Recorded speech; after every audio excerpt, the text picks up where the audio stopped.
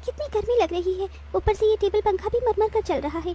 AC लगी होती तो मस्त नींद आती। तभी पंखा चलते चलते जोरदार आवाज करके बंद हो जाता है, जिसकी आवाज से गरीब सत्यकाम का परिवार जाग जाता है। अजी ये इतनी तेज आवाज कैसी थी? क्या मालूम चंदा, पर ऐसा लगा जैसे कुछ टूट गया। तभी भारती टेबल पंखे को देखती है। पिताजी वो देखो, टेबल पंखा टूट गया। पंखा टूटा देखकर पूरा परिवार दुख जताने लगता है। हे भगवान, ये क्या, एक और परेशानी बढ़ा दी तूने हम गरीबों पर। ये टेबल पंखा ही तो इस गर्मी में हमारा इकलौता सहारा था। अब तो इस गर्मी में हम बेहाल हो जाएंगे। कितना कहता था मैं कि दिन में पंखा बंद रखा करो, सारा दिन तो चलता रहता था। अब दिन रात चलेगा, कोई भी चीज तो खराब तो होगी ही ना। एक एक पाई जोड़ कर लिया था ये पंखा, अब कहाँ से लाऊंगा तुम्हारे नए पंखे का दाम। इसीलिए तो कहती हूँ पिताजी कि घर में एक एसी लगवा दो, गर्मी भी नहीं लगेगी और नींद भी अच्छी आएगी। ये सुनकर गरीबी से झुंझलाया सत्यकाम अपनी दूसरी बेटी भारती को डांट लगाते हुए बोला, अरे चुप कर तू भारती, तेरा बाप कोई सर्विस वाला थोड़े है जो लाख रुपए महीना कमाता है। जब देखो एसी एसी एसी कहते रहती है। ये एसी सोफा सब अमीरों के घरों में होता है, हम गरीबों की औकात में नहीं है खरीदना। अजी अब जाने भी तो बच्ची है। अब ही चलो सब सो जाओ। आस पड़ोस वाले भी इतनी रात में हम गरीबों के घर में से हल्ला गुल्ला होता सुनेंगे तो क्या कहेंगे। जैसे तैसे सब गर्मी में सो जाते हैं, लेकिन अपने गरीब माँ बाप बहन को गर्मी से बेहाल देखकर वो गरीब बेटी रात भर खुद सो भी नहीं पाई। सुबह हो गई, जल्दी से साफ सफाई कर लेती हूँ, फिर बाबा के लिए चाय भी बनानी है। घर में झाड़ू लगाकर जब वो घर के बाहर आकर देखती है तो आम के पेड़ से पूरे आंगन में पत्ते ही पत्ते बिखरे थे और पेड़ पर फल लगने को थे, जिसे देखकर वो खुश हो गई। अरे वाह, आम के पेड़ पर तो बेर लगने लगे हैं।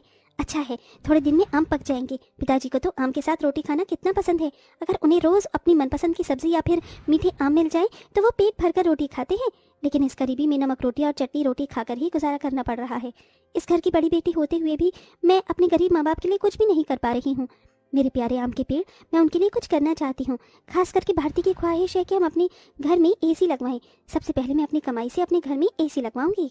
गीतू रोज ही अपने आंगन में लगे उस आम के पेड़ से अपना सुख दुख बांटती थी। वो पेड़ जैसे उसके परिवार का हिस्सा बन चुका था, क्योंकि गीतू ने 5 साल की उम्र में आम की गुठली बोई थी और हर दिन उसमें खाद पानी डालती, जिसे आज पेड़ इतना विशाल और फलदार था। पेड़ के नीचे हर कुछ दिनों में घास उगाती, जिसे गीतू जुगाड़ लगाकर कभी घास की चटाई तो कभी कालीन बुना करती थी। गीतू, मैं और तेरे पिताजी जमींदार के जा रहे हैं काम करने। माँ, आप और पिताजी अपनी खेती खुद क्यों नहीं उगाते? वो जमींदार तो यही चाहता है कि हम गरीब लोग सारी जिंदगी उसकी गुलामी करें। तभी तो धूप में वो आपसे गधों की तरह काम करवाता है और सिर्फ 100 रुपए ही देता है पूरे दिन के।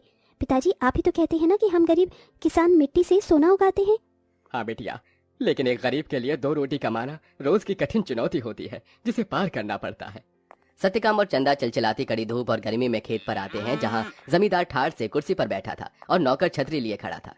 ओहो, बाप रे बाप, कितनी गर्मी है, आग बरस रही है। इतनी गर्मी में तो एसी की ठंडी हवा छोड़ने का मन ही नहीं करता।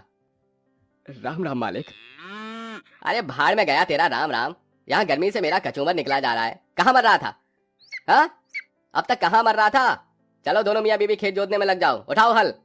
जी मालिक। बेचारे दोनों कड़ी धूप में उतनी बड़ी जमीन में हल जोतते हैं, उनके माथे से टप टप पसीना बहता जाता है। अजी शाम हो गई, आज तो मालिक दिहाड़ी देने के डर से आए ही नहीं। उनकी हवेली चलकर मांग लेते हैं। पंखा ठीक भी तो कराना है, वरना गर्मी में गुजारा नहीं होगा। दोनों जमींदार के घर आते हैं, जहां जमींदार पांव पसारे एसी की चिल्ड ठंडी ठंडी हवा खा रहा था। ओहो, क्या मजा आ रहा है। हा हा हा, एसी में भैया मजा बहुत है। अरे सत्यकाम, तू यहाँ? जी मालिक, पैसे दे दीजिए। ये पकड़ 200 और चल दफा हो जा। इसी तरह दिन गुजरते हैं। दोनों मियाँ बीवी जो भी कमा कर लाते अपनी गरीब बेटी के हाथों में रख देते, जिससे बहुत ही समझदारी से गीतू घर चलाती और उसमें से कुछ बचा भी लेती। 100, 200, 300, 350, 400, 410, 420, 30, कुल मिलाकर मेरे पास अभी तक ये 700-800 रुपए ही इकट्ठे हुए हैं। इतने में एसी कहाँ से आएगी? अगर मैं किश्त बंधवाकर भी एसी ले आऊं तो फिर मैं कैसे किश्त भरूंगी? तभी भारती अपनी गरीब बहन गीतू को परेशान देखकर बोली, दीदी, आजकल तो कबाड़ी वालों के पास भी अच्छी अच्छी चीज मिल जाती है। अमीर लोग तो नया खरीद लाते हैं और महंगी चीज भी बेच देते हैं।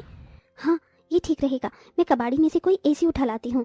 गीतू एसी खरीदने कबाड़ी की दुकान पर चली आई। भैया जी, मुझे कोई सस्ती एसी दिखाइए। गरीब लड़की लगती है, एक काम करता हूँ, ये खटारा वाली एसी थमा देता। इसे क्या पता इसमें क्या डिफॉल्ट है। ये लो बहन जी, ये एकदम बढ़िया एसी है। ये चलती तो है ना?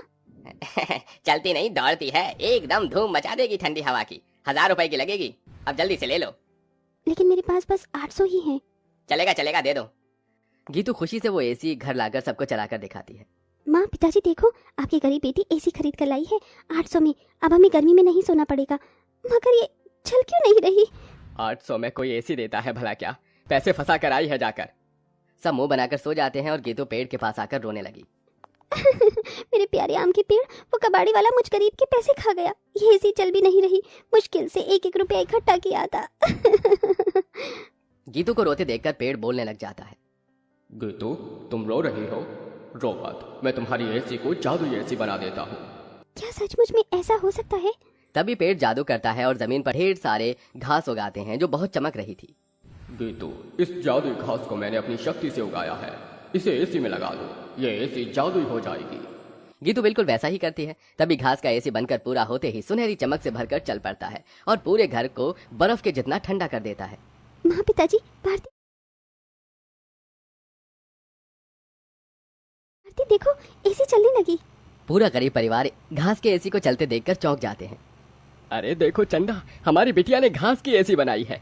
हाँ जी, लेकिन ये घास की एसी कैसे चल रही है? ये एसी कूलर तो बिजली से चलते हैं। तभी जादुई घास एसी के आंख कान मुंह बन जाता है। एसी इठलाकर बोला, क्योंकि मैं जादुई घास का एसी जो हूँ। ये लो, जी भर के खूब ठंडी हवा खाओ। अरे वाह दीदी, क्या धांसू एसी बनाई है। हम गरीबों जैसे घास की एसी है। एसी तो बड़े बड़े अमीरों के घर में भी नहीं होगी। अब हम गर्मी में एसी की ठंडी हवा में सोएंगे। तभी चंदा रोते हुए बोली, बिटिया, अगर दिन भर इस एसी की ठंडक में ही सोते रहेंगे तो कमाएगा कौन? बगैर खून पसीना बहाए पैसे थोड़ी मिलता है। ये कहते हुए चंदा रोने लगती है। तभी जादुई घास एसी में से ठंडी हवा के साथ नोट बरसने लगते हैं। लूट लो, जितने चाहिए लूट लो। देख क्या रही हो? अरे रामा, ये जादुई घास की एसी तो लक्ष्मी मैया का रूप है। चंदा देख कैसे करारे करारे नोट दे रहा है ये एसी। क्योंकि मैं कोई मामूली एसी नहीं बल्कि जादुई घास का एसी हूँ। मैं तुम्हें हीरे जवाहरात सोना चांदी सब दे सकता हूँ। एसी के इस कथन को सुनकर गीतू ने उसे आजमाया। अगर ऐसा है तो हमें सोने चांदी के सिक्के देकर दिखाओ। तभी एक सुनहरी चमक के साथ जादुई घास एसी में से सोने चांदी के ढेर सारे सिक्कों की बारिश बरसने लगी। तुम तो सच में जादुई एसी हो माँ। अब आपको उस जमींदार की गुलामी करने की जरूरत नहीं। अब हमारे पास जादुई घास का एसी है। दोनों मियाँ बीबी खुशी से फूट फूट कर रोए। चंदा देखो, अब हमें और दुख नहीं काटना पड़ेगा।